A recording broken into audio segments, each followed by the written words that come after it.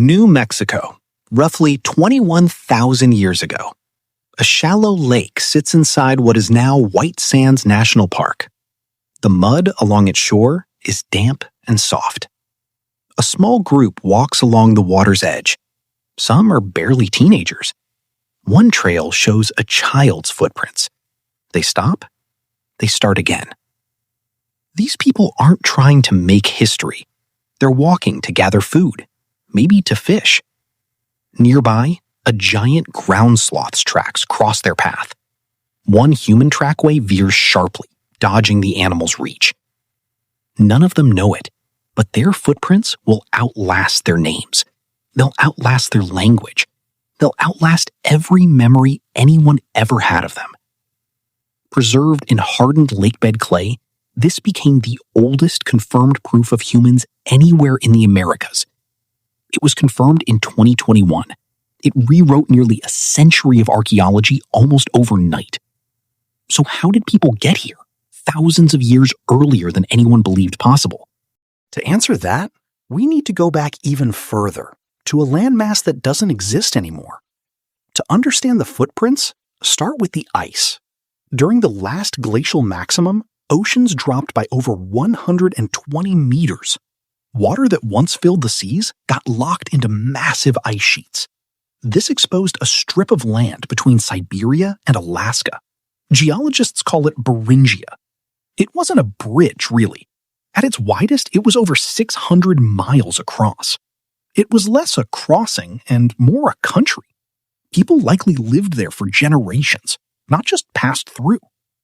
This is where the Beringian standstill theory comes in. Genetic evidence suggests a population sat isolated on this landmass. Some researchers estimate this lasted several thousand years. They weren't stuck by choice, they were stuck by geography. Two massive ice sheets, the Laurentide and the Cordilleran, sealed off the interior of North America. Beringia was livable. The land south of it wasn't. Not yet. That standstill created a problem. How do you go anywhere when ice walls off the entire continent? For decades, archaeologists had one answer. Wait. Wait for the ice sheets to melt apart, forming a narrow, ice-free corridor through what's now Alberta. This gave rise to the Clovis First model. Named for distinctive stone spear points found near Clovis, New Mexico, this theory held that humans entered the Americas around 13,000 years ago, once that corridor opened. For most of the 20th century, this was the accepted timeline. Case closed, or so it seemed. But that timeline has a problem of its own. Remember those footprints in the mud dated to 21,000 years ago? That's roughly 8,000 years before the ice-free corridor even existed. The people who left them couldn't have walked through a corridor that wasn't there yet. Something else had to explain it.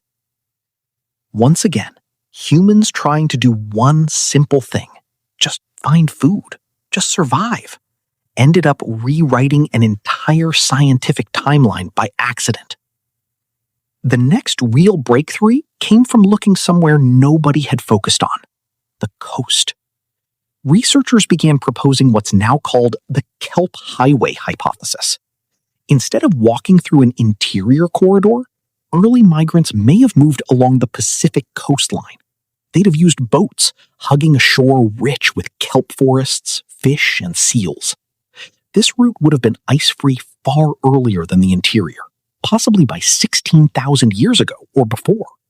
It offered a renewable buffet at every stop.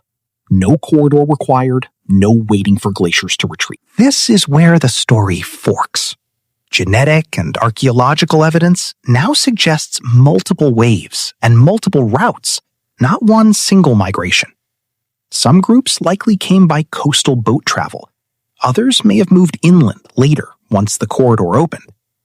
Some evidence even points to a possible minor Pacific crossing much further south, though that remains debated. This wasn't one clean migration event. It was a scattered, centuries-long process, with different groups solving the same problem in different ways. The consequences reached far beyond the Bering Strait. As these populations spread south, they encountered wildly different environments. Grasslands, deserts, dense forests, mountain highlands. Each demanded new tools, new hunting strategies, new social structures. In places like the Amazon basin, some groups eventually built massive earthworks and managed forests deliberately, shaping the landscape itself. In the Andes, others adapted to extreme altitude within just a few thousand years. One founding population became dozens of distinct cultures, languages, and technologies, all branching from the same original walk across Beringia.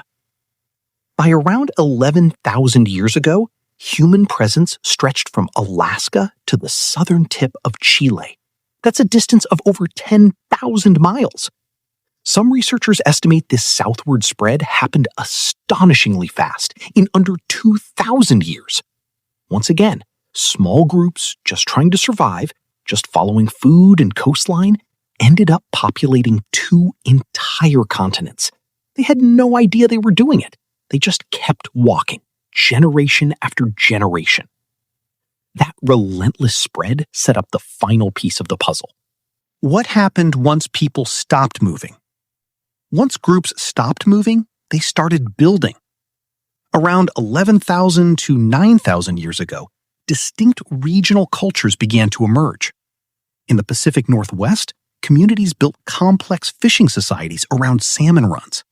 In Mesoamerica, early foragers began experimenting with wild grasses, a slow process that would eventually produce maize.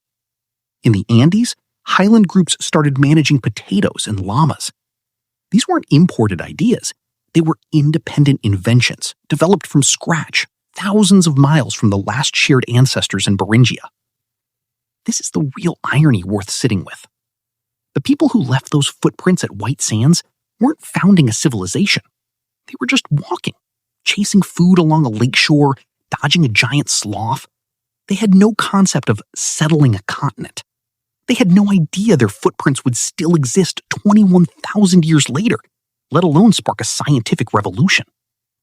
Every later achievement, the pyramids at Teotihuacan, the terraces of Machu Picchu, the earthworks of the Amazon, traces back to small groups who were simply trying to survive one season at a time.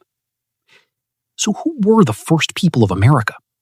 Not one group, not one crossing, not one heroic journey.